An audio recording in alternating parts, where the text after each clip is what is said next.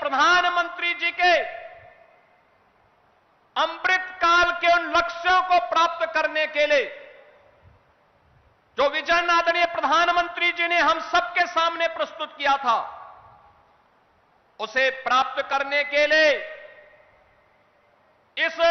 कार्यक्रम को जीवन के प्रत्येक क्षेत्र में बिना भेदभाव के शासन की योजना का लाभ या शासन में हिस्सेदारी का लाभ बिना भेदभाव के हर नागरिक को प्राप्त हो, हर नौजवान को प्राप्त हो, हर गांव, गरीब, किसान, नौजवान, महिलाएं, इन सबको प्राप्त हो, उसका हिस्सा बनाने का एक कार्यक्रम है। यह केवल एक प्रशासनिक आयोजन नहीं,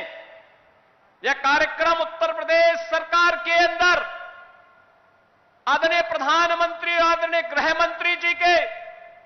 उस विजन को प्रभावी ढंग से लागू करने का कार्यक्रम है, जो हमारी सामाजिक प्रतिबद्धता, सुशासन की सिद्धि और सुरक्षा के संकल्प का यह एक जीवंत उदाहरण बन रहा है। हम सब इस बात को जानते हैं, उत्तर प्रदेश देश के अंदर आबादी की दृष्टि से सबसे बड़ा राज्य है। सबसे बड़ा राज्य है तो चुनौतियां भी हमारे सामने उतनी ही प्रभावी हैं, उतनी महत्वपूर्ण, उतनी ही ज्यादा थी। लेकिन पिछले 8 वर्ष में डबल इंजन की सरकार ने बिना रुके, बिना डिगे, बिना झुके उत्तर प्रदेश के इन कार्यक्रमों को उत्तर प्रदेश में दंगा मुक्त, भय मुक्त वातावरण देकर के उत्तर प्रदेश को टूरिज्म के सेक्टर में, निवेश के क्षेत्र में एक बेहतरीन डेस्टिनेशन के रूप में स्थापित करने का जो कार्य किया, उत्तर प्रदेश के परसेप्शन को बदलने का जो कार्य किया,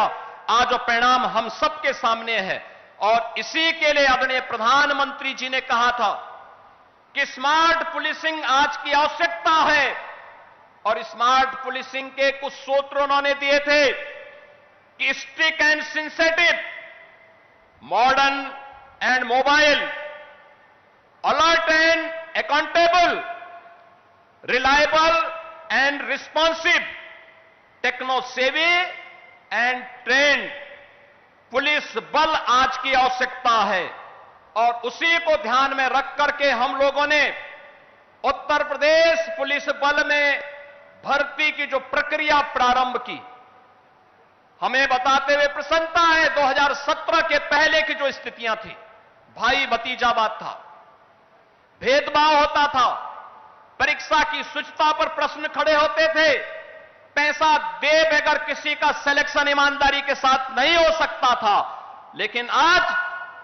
ये गए दिन की बात हुई, अब तो व्यक्ति को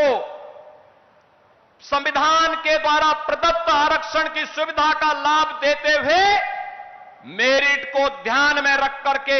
इस प्रक्रिया को पूरी पारदर्शी तरीके से संपन्न करने का कार्य आज प्रदेश के अंदर हो रहा है।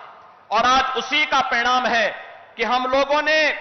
अकेले उत्तर प्रदेश पुलिस बल में पिछले 8 वर्ष में 2,16,000 पुलिस कार्मिकों की भर्ती की। केवल ये भर्ती ही नहीं की, बल्कि उसको मॉडर्न पुलिस बनाने की दिशा में भी कार्य प्रारंभ किए, रिफॉर्म हुए।